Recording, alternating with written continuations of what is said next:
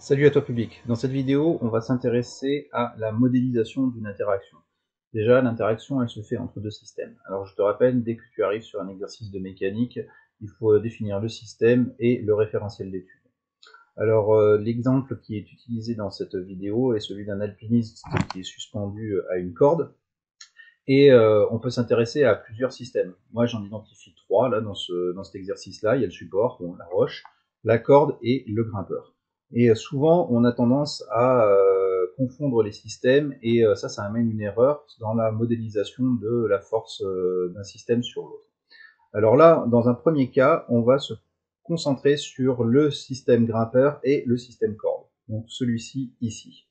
Donc là, il y a une interaction, c'est-à-dire que le grimpeur va exercer une action mécanique sur la corde, et la corde va également exercer une action mécanique sur le grimpeur. Donc dans un premier temps, on nous demande de représenter en rouge l'action du grimpeur sur la corde.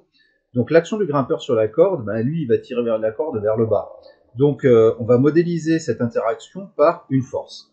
Alors de la même manière que pour la vitesse ou pour le déplacement, on va utiliser l'outil mathématique vecteur.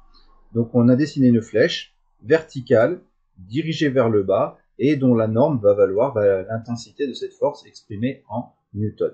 Après, j'ai pas placé l'origine de cette force à n'importe où.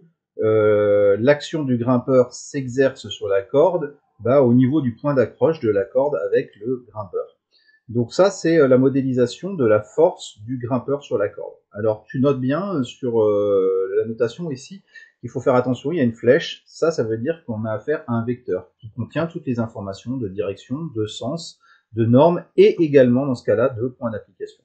Maintenant, s'il faut représenter en bleu l'action de la corde sur le grimpeur, l'action de la corde sur le grimpeur, elle va être verticale, dirigée vers le haut, la corde va empêcher le grimpeur de tomber, et elle va être verticale, dirigée vers le haut. Son point d'application va être le nœud qu'il y a entre le grimpeur et la corde.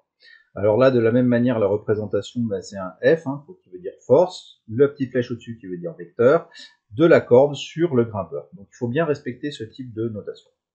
Maintenant, on va s'intéresser à une autre interaction dans le deuxième exemple. Et là, ce coup-ci, les systèmes étudiés sont le support, à savoir la roche, et la corde.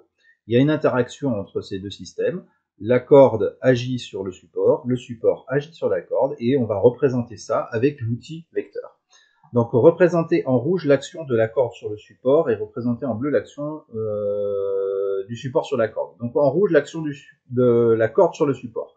Donc la corde, elle va tirer le support vers le bas. Donc là, cette interaction, je la dessine vers le bas. Le point d'application, c'est le point d'accroche entre la corde et le rocher.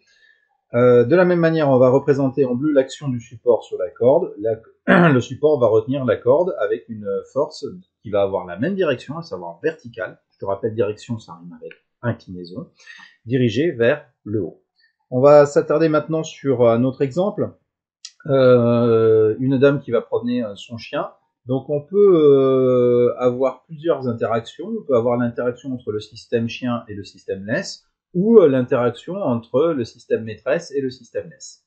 Donc représenter en rouge l'action de la laisse sur le chien. Donc la laisse empêche le chien d'avancer. Donc là, on va avoir le vecteur qui va partir du collier qui va être dirigé vers la maîtresse. Donc ça, c'est la force de la laisse sur le chien.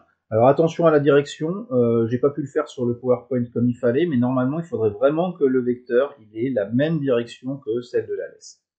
Maintenant, étudions l'action du chien sur la laisse. Le chien va tirer sur la laisse et on va dessiner évidemment un vecteur qui va avoir la même direction mais pas le même sens.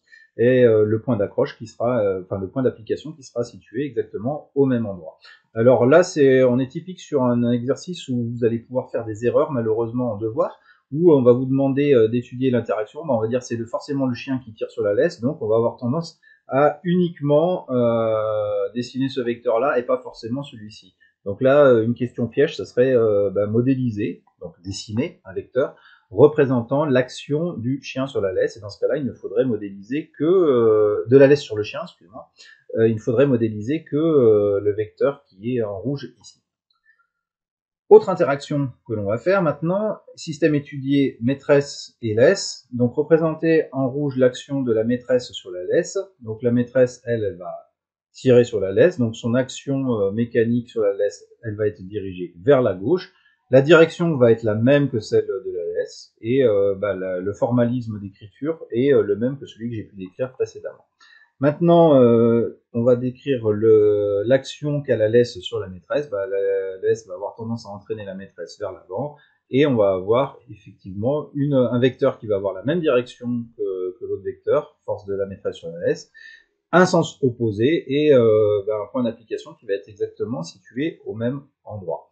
Voilà, donc ça c'est pour modéliser ces interactions entre les systèmes. Il faut être très au clair par rapport à ça et essayer de ne pas confondre quel est le système qui agit sur quel autre système, et bien faire attention à la lecture du sujet quand on va te poser des questions à ce niveau-là. Voilà, écoute, j'espère que j'aurai été suffisamment clair dans l'explication, et je te dis à bientôt sur la chaîne.